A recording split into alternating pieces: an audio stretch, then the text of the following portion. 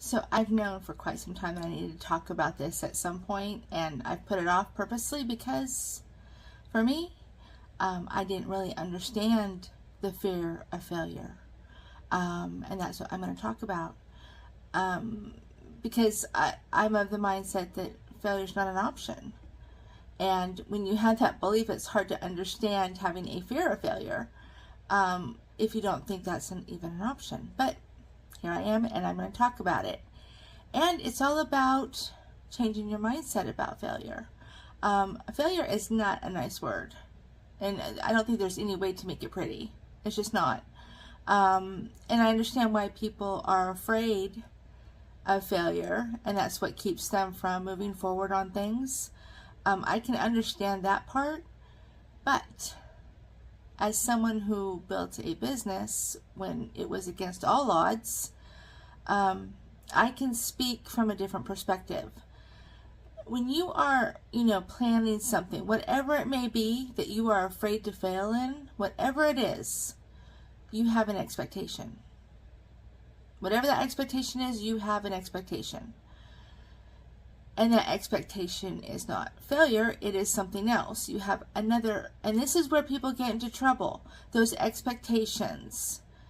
Because when you think about things and you spend a lot of time thinking about things and planning things, that expectation is pretty detailed and it's pretty extensive, right?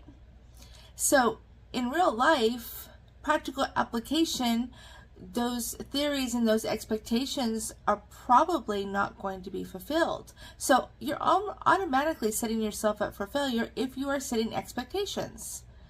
The only expectation that you should start with is starting. That's it. Start there. But don't put an end result or an end game on that expectation, because that's where you're going to get into trouble, and that's where you're going to harm yourself, because it's not going to turn out the way you expected. Nothing ever does. And that's the problem. Change your mindset. And you know what?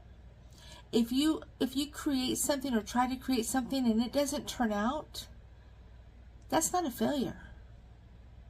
You need to reframe that thought and turn it into a positive, because as someone who had to try many things, many different times, many different ways, each time you do something and it doesn't work, that's a huge lesson, and that's actually a huge step forward, because you are removing things, from the process that don't work. So that's not a failure. That's called a lesson.